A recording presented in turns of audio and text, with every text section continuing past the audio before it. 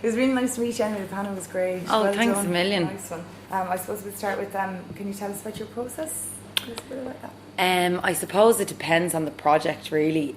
Yeah, so it varies from project to project, whether it be theatre, whether it be film, or, you know, television, and the project itself. Like, what does the part require? Like, sometimes the part would require a lot of, like, research and certain things, or, you know, physically getting to a certain place, or and mentally. But so it really is process by process, because some things, I was only talking to Kirsten Sheridan outside about like how we worked on that and on Dollhouse, and then with Darren Thornton on A Day for Mad Mary. Like, there was different kind of levels. It was like with Mad Mary, I used to, every time I'd see a script page, I'd be like, well, I've just come from here, I'm feeling a 5 but looking at 3. I had a whole this, like, you know, system mapped out, but then I went to Can't Cope and that didn't work for me, you know what I mean? So it's just different with different projects.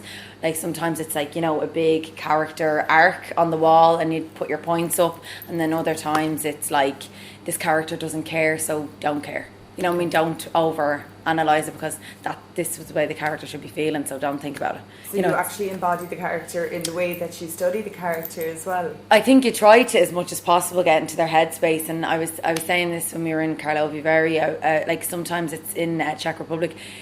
It was hard going around as Mary, because I was trying to be like her in public, and how to feel, like how would she feel, not like physically or anything, but like, you know, just sitting in around other people and how I'd interact. And then I went on nights out trying to stay like, as like, just not even in character, but her in mind, her in my head.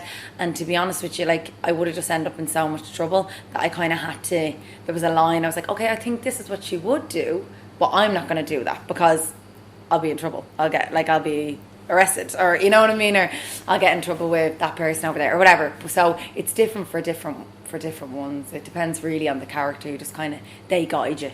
Yeah, and you can't completely lose yourself, like you say, or you get in trouble. Like. Yeah, and even like that on set as well. Sometimes there's a fine line between, okay, I'm in character now, but sometimes you kind of have to stop something for yourself, you know, as in, you have to learn your parameters as an actor and what you need in order to do your job. And this is only something I'm learning kind of, you know, in the last couple of gigs I've done, that I'm like, oh, it's not me being a diva asking for that. No, I just need this 5 minutes, or, you know, stuff so you can do your job properly, you know. So just learning all those things on the way. Brilliant. And where did you train? I trained in the factory, so I did the year-long course there about, I don't know, it's 2 years ago now. So that's where I done like my formal training. But before that, I did Royal Irish Academy grades. I was in drama class, that type of thing. So I never went to any big theatre school or film school, except for the factory, which is now Bow Street. But that was brilliant, and I think I mainly did that for confidence. Like, you know, I had worked on set and stuff like that, and worked in theatre, but just kind of sitting with yourself and being like, I'm allowed to be here right now. And so that was a huge part of why I chose to do it, and they really helped with that. So pushing yourself over that kind of thing of like, am I one of these people, or what would you prefer, film or theatre? Do you have a preference, or? I don't have, that's terrible.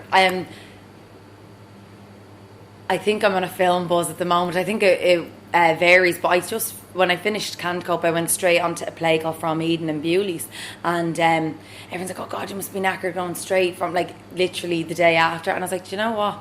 I'm not. It was like, change is as good as a rest. You know what I mean? It was like, it was just a different thing, a different buzz, and, like, you know, you're working, so I couldn't believe, you know, you get a good stint to work like that. It's, you know, it's kind of rare. So I was delighted, and I don't really have a preference. I love watching them both. I love, they're different animals. Completely.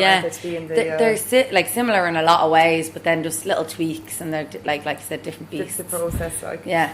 Okay, so who would you admire as an actress or an actor? In the industry wise, I love Jenna Rowlands. I love John Cassavetes movies, so I just think she is stunning. Like, she's ridiculous. Like, she is just, her heart and her, like, on her sleeve, just, she's so exposed, and she's just absolutely beautiful, and like her work and herself. So if I could do half the things she's done, like, and the role she's done, and people don't really know her even that, and you're like, oh, if you watch her movies and what her and her husband John did, you know, they just did some amazing stuff. So I really love her. And then there's just so many, even like, you know, your peers, like there's just so much going on and so many. But if I had to pick one person out, it'd be her, because I think she's just so raw. Brilliant, good answer. What would be the hardest role that you've played so far, and why? The diplomatic answer is like, you know, oh, they're all different. I found the last role I just did really tough. Now, I think every role comes with its own, you know, bag. But I found it's a TV show called Can Cope, Won't Cope, and I found that tough in the sense that I'd never done TV before, so I'd done film and theatre. And I know it's still technically, like, you know, like a film. But just the pace of it, I got to work with Nika McGuigan, who's a brilliant actress, and an amazing director, Cathy Brady, and it was all brilliant. But I think that was tough in the sense that balancing that comedy with the drama was a really kind of, I think, I can only speak for myself, but like we were really trying to find our feet, me and Nika, as we went along. We were kind of like, is this, you know, it was a quick process, you know. We had been cast, and then we were into, you know, prep, and we were shooting, and then it was finished, and we were spat out the other side, you know. But hopefully it'll all come together in the end. But I found that tough, and that's kind of the most freshest in my memory, so that's probably why I'm referring to it. Yeah, fair enough. Yeah. I'm looking forward to seeing it. But okay, so what was the most fun role you've played, and why? Oh, I've been lucky. Can Cope was fun because you get to act out, but so was Mad Mary. I was saying, like, you get to say things that you wouldn't normally be allowed to say, or thoughts that you might think but you would never say out loud. You get to, you know, and then with Mary, you got to really like explore her anger and like her sadness, and that's a lot of fun because it's a lot of release as an actor. You know, you get to explore those things. So, I've been so lucky, and with Can Cope we got to shoot a lot of fun scenes. Like, I can't say anything now, but a lot of fun stuff, like, you know, so that like going out and partying and just messing things up. Amazing. And obviously then you carry that with you in your own life as well. It's catharsis and like... Oh, 100%.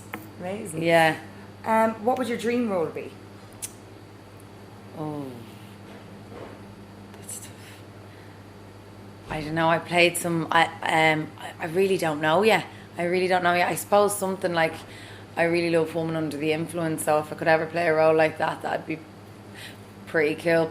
Be hard to kind of, you know... But... yeah, maybe a role like that, but I haven't...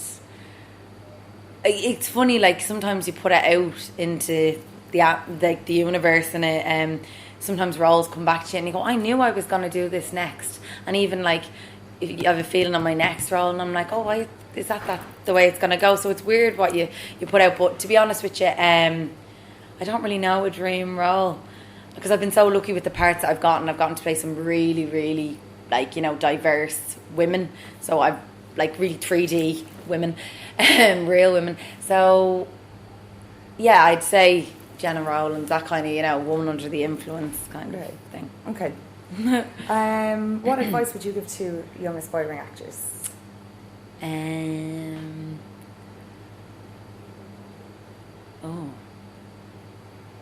I suppose be persistent.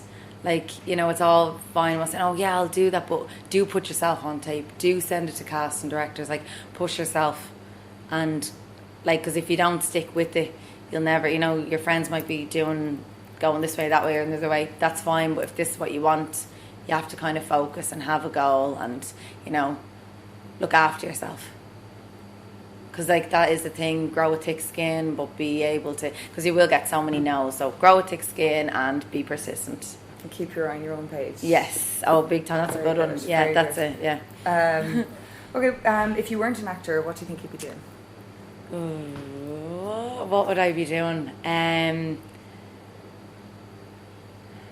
It was funny because I read in a book like that I'd written when I was in 6th class. It was like, what do you want to be when you're older? And it was like a teacher or an actor. And I don't remember writing that. I remember the teacher bit, but I don't remember ever saying I wanted to. Like, you know, I always loved film and stuff, but I was like, well, that's funny. So I feel like I should say teacher, but even you can see it in my body language. I was like, I don't want to be a teacher. I don't know. I did a course recently with Charlie Bailey, who plays Charlie, and we did in psychology, and I don't know, maybe something like that. I would love to work in film. I'd love to be behind the camera, like, you know, do a bit more like, you know, with the camera, that kind of thing. I'm interested in that. So, yeah, good question. I don't know where I'd be without it, to be honest with you. Directing, maybe casting directing, like Louise was saying, would that draw you? Yeah, I'm writing at the moment, but I'd love to write and I'd love to be behind the scenes with camera, kind of, you know, maybe, I don't know, directing, but like, yeah, just the camera department, kind of. It's visual stuff. Yeah. But it's I think I'm a bit afraid of it, you know what I mean? Because it feels like such a feat, like, you know, being like, oh, is that the shot you really want to pick? Is that really how you'd shoot it? You know what I mean? But maybe that's something, but yeah, maybe more in film.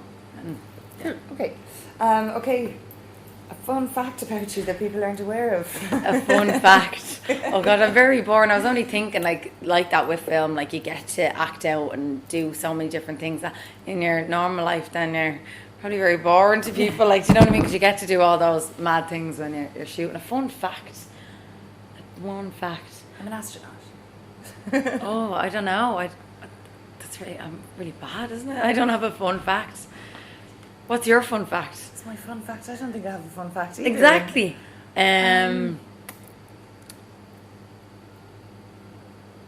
I've no party tricks. Are you like, like that. an ice skater? Can you do, I don't know, a double 360 turn on the ice? I cannot. No. Fun fact. I have one of the most supportive families going. I really do. And friends, like, they were like following me around today. Like, not following me around, sounds awful. But now the support they give me is like huge. I couldn't really do it without them. And I was saying it's terrible because at a time like this, you know, you're talking to people and you have to be here, there, and they kind of get looked over. So they're like the people that they're always there through all your moaning or your worry and all those, the kind of not so fun things. They're the ones that are there, and they're the ones that are standing behind you tonight and last night and all those type of things. So full on sport. Amazing. Oh, like I'm so lucky. And that's the thing for young actors as well. Like if you don't have support from your family, it's very hard because like they're kind of like, oh, get a job, or what are you doing? And it can just look like a hobby. So it's to have support from people behind you is just like, it's a blessing, like that they allow you to do this. So you have the privilege to do this. Yeah. Very lucky. Mm-hmm. And when you were younger, you said you did speech and drama growing up. Yeah. So would a lot of your friends kind of have gone forward with you and moved into acting? In the speech and drama kind of thing, or drama classes, like they haven't really. Some of them have, but it wasn't until later when I was kind of in the factory, and that's when I met a lot of my friends now, or you know, like that's kind of. But you always think of those things as it's a hobby. It's like Irish dancing. You don't think you're going to be an Irish dancer. You just, you know, even though some people go do that, you just don't really think of drama and theatre like that unless you come from a theatre background or a film, like, you know, film family, you know. So, yeah. Good, excellent. Yeah. That's it. Do you want to give a little plug for Can't Cope, Won't Cope? Okay. They'd be like, do. So, yeah, tune in on October for the RT2 series Can't Cope, Won't Cope, where I play a girl called Aisling who's from Cork, living in Dublin, and she just has a footloose and fancy-free lifestyle. She does as she pleases. Amazing, well done, lovely job. Lovely, thanks very much for that.